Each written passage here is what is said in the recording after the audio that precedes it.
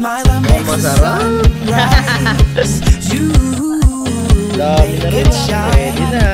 'Cause you got style, the way your body makes my heart beat sound. It's amazing all the time. You are the only thing I need in life.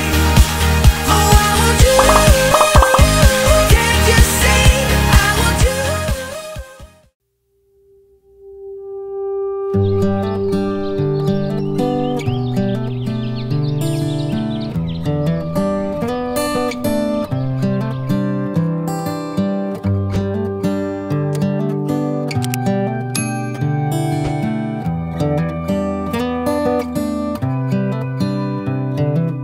This is as good a day as any to start the rebuilding of life. The roads that lay open are many when the old one's gone under the knife.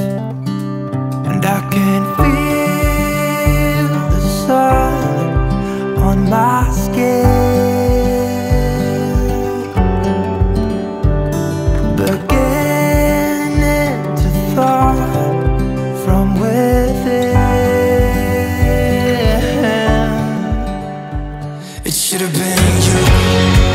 Another time, another place, I just know you could have been the one who made me feel at home. What a crime and what a shame to let you go.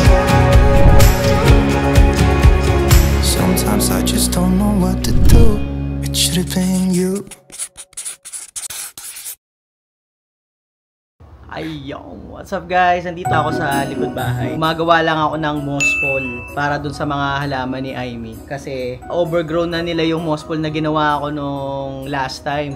I think na-vlog ko to nun eh. Yung tinanim ko pa siya maliliit pa, diba? Yung pinaghiwa-hiwalay ko yung mga photos na maliliit. Tapos yun nga sabi ni Aimee, gusto niyang lagyan ng moss pole. Gusto niyang patubuin siya ng pataas. So ngayon magdadagdag ako ng moss pole sa itaas. Ito na sila. Oh. Dati ito, ano lang to guys, kalahati lang or wala pa sa kalahati. Mga hanggang dito lang siya. Tapos ngayon kita nyo, yung tinubo niya oh. Ang laki na niya. Ngayon oh, kung makikita nyo ito, may mga ugat na siya. Kaya lang problema, wala na siya makapitan kasi PVC pipe na to. Kaya kailangan ko na siya ng gawa ng extension kasi tataas pa to. Ang laki ng dahon no. Kaya lang nawala yung kulay niya, naging puro green. Dati siya ganyan lang kaliliit. Tapos ayan oh. Yung dahon nga niya lumalaki kapag tumataas siya. Malapit na rin siyang umabot sa tuktok. Itong isa medyo mabagal maliit pa rin. Medyo mainit pa rin dito sa amin. Mag-alas 7 na ng gabi pero medyo maliwanag pa. Pero nasa 90 degrees pa rin yung weather dito. So tamang-tama naman kasi may sasagutin akong tanong si Ate Marian. Sabi niya, Sir Roland, how did you make those stackable moss pole for your indoor plants? I know you kind of showed it in one of the videos but I couldn't find the video. Bali kailangan meron ka lang PVC pipe. Tapos yung biniya ko lang siya sa kalahati, itong PVC pipe. Tapos naglib lang ako sa taas ng mga half inch dito tsaka dito sa kabilang side. Bumili ka lang ng wire sa Home Depot. Half inch siya, vinyl coated para hindi siya kinakalawang kasi pag walang vinyl coat, pwede siyang kalawangin kasi dinidiligan mo siya. Tapos yun, lalagyan mo lang to ng sphagnum moss. So yun, lagyan mo lang siya ng zip ties para ma-secure mo siya. Tapos isasalampak mo lang siya dito. Ayan, ganyan. So yan na yung kinalabasan mo. Diba? Itong sphagnum mo sa Home Depot din to binili. $5 yata yung isang ganito. Makakagawa ka na ng dalawang pole. Tapos kailangan mo lang ng ganito, yung 2x2 na adapter. Meron dito sa Home Depot. Ilalagay mo lang siya sa ibabaw. Ito meron na siya. Para ang gagawin mo, pag mag-e-extend ka, ipapatong mo na lang to. Yan, sasalampak lang natin siya dito. Tapos ikiklip ko lang siya rito. Ayan, kiklip mo lang siya doon para yung ugat niya, masense niya yung ano doon, yung wet na moss pole, tapos kakapit na sila doon. Ayan, yun na siya guys. Mali matangkad na siya. Meron na siyang kakapitan. Stable naman siya, hindi naman siya yung mukhang malalaglag. Ito yung pinaka pole. Nilagyan ko ng bases, nilagyan ko na lang ng butas para may drainage. Ito yung nasa ilalim ng paso. Para at least medyo stable siya, hindi siya malalaglag. Ayun, kain po tayo guys oh. Ito yung ginawa kong giniling nung isang araw na may zucchini. Medyo nawala na yung zucchini. Natabunan na. Kailan pala dinagdagan ko. Tapos yung the rest, ito ginawa ni Aimee oh. Mukhang masarap.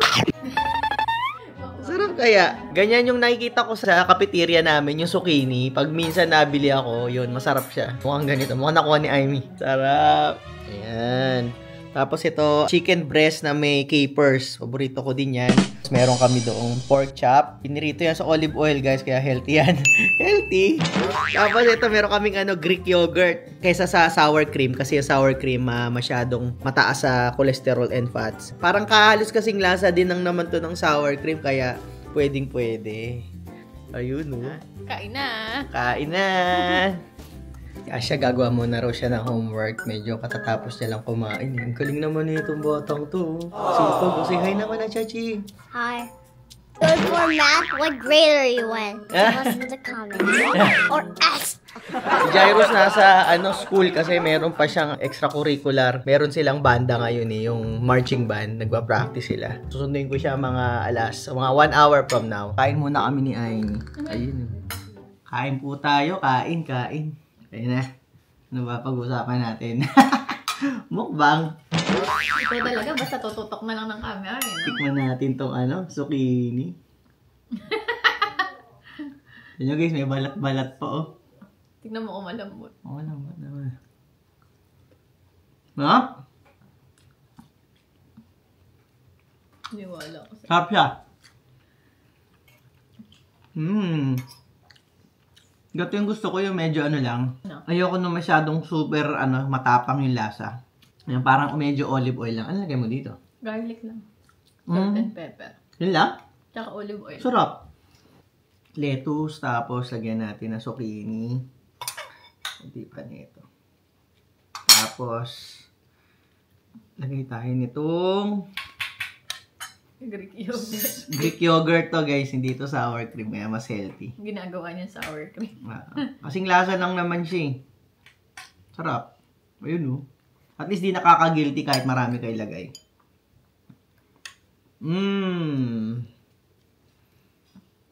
Kain po tayo. Hindi na mabalot yung wrap mo. Okay lang.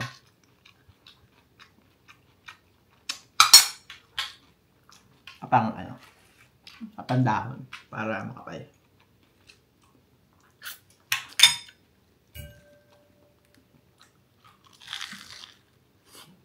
Kaya rin ito pikata.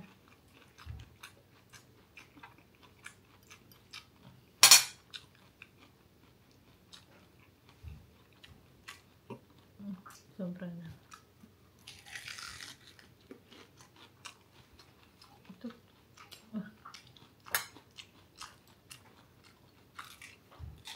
Sarap.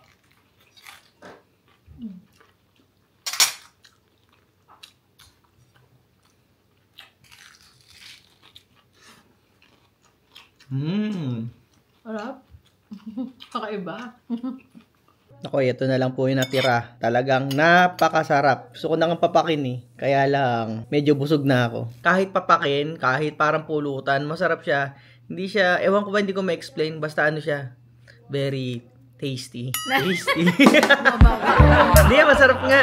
Ayan ito na lang natira Kita nyo, di ba may balat siya? Akala nyo matigas, yung parang leathery. Pero hindi, malambot din siya kasama. Kaya makakain mo pati balat. Ang sarap talaga. Ang sarap. Hindi na puno yung balag namin Pero unang ampalaya, binyagan. Ayun Yun. Dalawa. At least kahit dalawa lang ngayong season, meron tayong napala. O yung kamatis, kuha ka na rin. Ayun Ano na siya?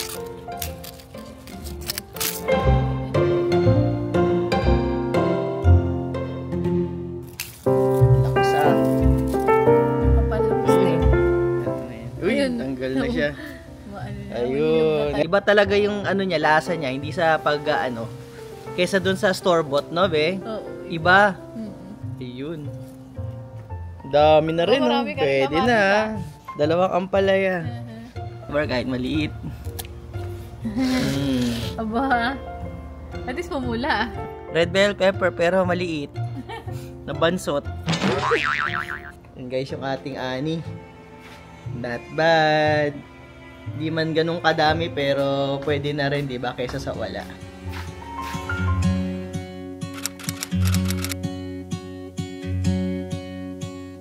I could be wrapped around your arms instead of being lonely. We could be gazing at the stars, but now it feels just like I wandered off into a room and closed the door behind me. I never gave the key to you. Yes, fans.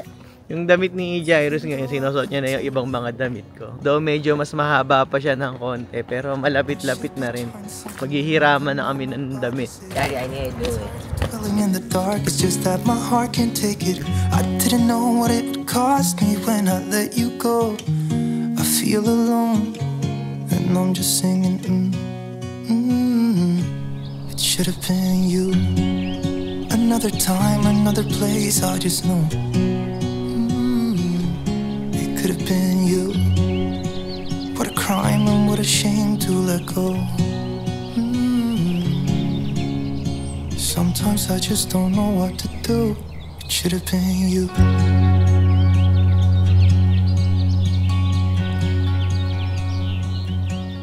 Meron lang nga pala kaming gustong i-shoutout kasi noong last Sunday, galing kami ng simbahan tapos dumiretso kami ng Costco. Costco na naman. Tapos siya may nakakilala uli sa amin. So gusto lang naming i-shoutout yung bumati sa amin. Yung Vergara tsaka yung Burgos family. Yung shoutout sa inyo.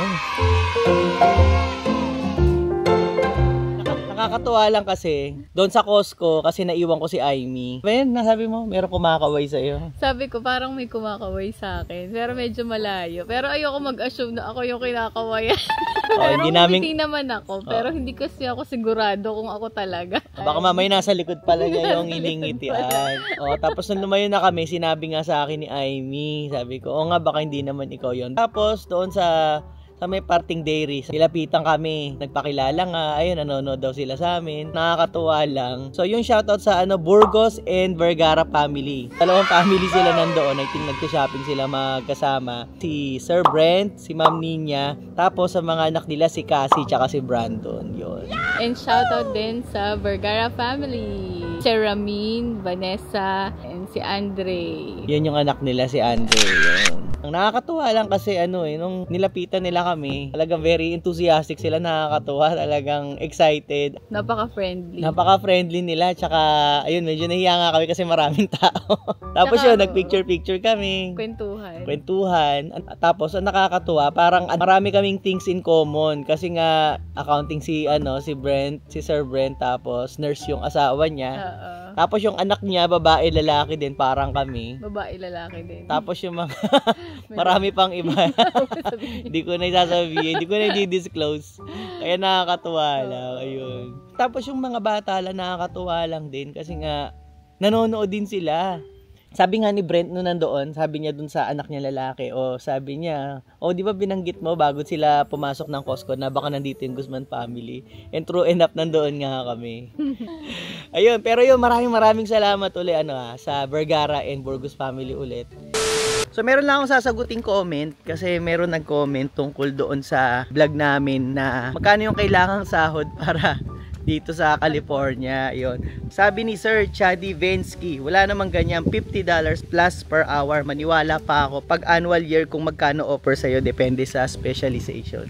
So hindi ko alam saang state si Sir Chadi, pero hindi po talaga meron po dito sa California yung 50 plus na rate. Actually, kahapon sinubukan ko maghanap ng pay stub ko. Nung mga lumang pay stub ko, meron ako nakitang isa, ipopost ko na lang siguro dito sa video na to. I think that was 3.5 years ago, sa dati ko pang trabaho. So yun, I think I was making $56 yata noon, pero matagal na yon. Tsaka nung lumipat ako sa hospital, medyo nadagdagan naman yung rate natin. So yun, Sir Chadi, meron po talaga $50 per hour na mahigit ang sumusweldo dito sa California. So sasagutin ko lang din yung isang comment ni xcloud777. Sabi niya kasi, comment niya to doon sa isang vlog namin na, ano bang vlog to?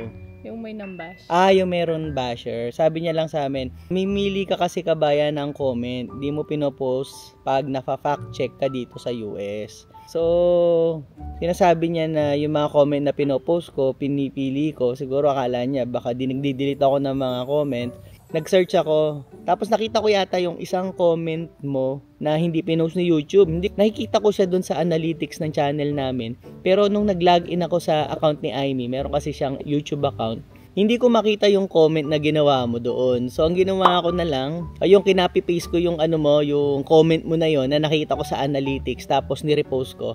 Actually, pinin ko pa yung comment mo, so para makita ng iba. Pero for the record, hindi po ako namimili ng comment. Pero may time talaga na nasa YouTube, pero hindi natin nakikita sa studio. Merong ganoon, oo. Actually, hindi lang to una eh. May pangalawa pa ako nakita matagal na kung bakit hindi nag-a-appear. Kahit nga ako minsan nagko-comment ako sa ibang mga YouTuber, minsan pag binubyo ko siya sa account mo, hindi ko makita yung comment ko. Baka marami kasing ibang mga nagko-comment tapos nawawala yung comment nila. Oo. Baka iniisip nila tinatanggal ko. Kasi nagre-reply siya sa Parati ako YouTube Studio. Oo, sa YouTube Pag Studio. hindi niya makita sa YouTube Studio, syempre hindi siya makaka-reply. Minsan baka may mga nagko-comment na nalalaktawan niya. Oo, hanggat maaari kasi nagre-respond ako sa mga comments. So yun lang, gusto ko lang i-point out yun. Kung nagko-comment kayo, minsan nawawala yung comment nyo, subukan nyo uling i-repost. Kasi minsan nawawala talaga yung yung ibang mga comments. Ayoko na maisipin ng mga tao na nagko-comment na parang suplado ako, namimili ako ng mga comment. Actually, kahapon ko lang din nabasa yung comment na yun kasi nga, parang hindi ako din na-notify nun eh. Ito yun, Bio, yung comment. Hindi ko pa nga nabasa yun. Hindi namin nabasa. Kahapon ko lang siya binabasa. So, yun, basahin nyo na lang guys. At least magkaroon ng ibang perspective yung ibang nanonood. Diba? Nasa sa kanila na yun kung ano yung susundin nila, kung sa tingin nila may point si xCloud doon sa sinabi niya. So, gusto ko lang basahin itong part ng comment niya na you need to be careful to lure and entice other people to move there if they were just started and trying to build a family. For the record, hindi ko po nilulure yung mga tao na lumipat dito sa California. Meron lang mag-asawa na nagtanong nga kung ano ba yung cost of living, kung mas makakaipon ba sila o hindi. So, yun lang, binigay ko lang yung mga numbers na sa tingin ko it might be not 100% accurate, pero kasi gusto nila lumipat dito para lang at least malaman lang nila kung okay ba, kung magkakasya ba yung sasahuri nila kung lilipat sila dito galing from other state.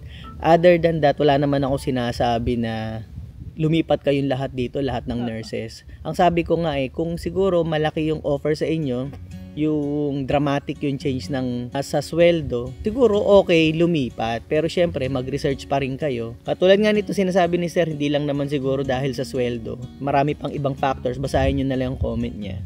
So, yun. Yun lang naman ang... Hindi ko alam kung tiga saan siya. So, meron pa kaming gusto i-shoutout nga pala. Sabi ni Ma'am Mika Rufino, hello Guzman fam, pa-shoutout po. Rufino family, currently here dito sa Pennsylvania. I am a medical technologist kasama pong husband and 5-month-old na baby namin. Sana soon makamove din kami sa California. Ubus na po namin lahat ng mga videos nyo and inaabangan po namin palagi yung upload nyo. Hope to meet you soon po and more power. God bless your family always. Yon, maraming salamat Mika and shout out sa buong Rufino family. Thank you sa panonood. Shout out kay Miss Lani Barkin. Hello Guzman fam. I always watch your vlogs, lalo na sa pag-uwi. Pagod galing work, nakaka-happy. Very relaxing kayo panoorin kasi hindi nawawala mga ngiti sa fest nyo.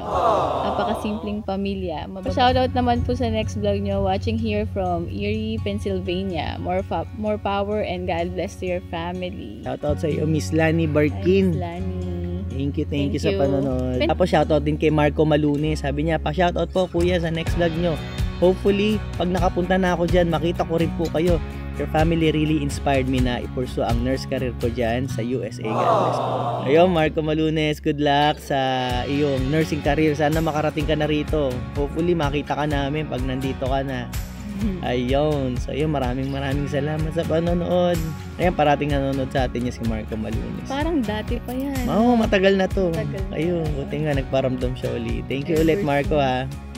May shoutout pa pala ako, nakalimutan ko si Ate Elizabeth doon sa trabaho namin. In-approach niya ako sa 5th floor. Ate Elizabeth, shoutout sa iyo.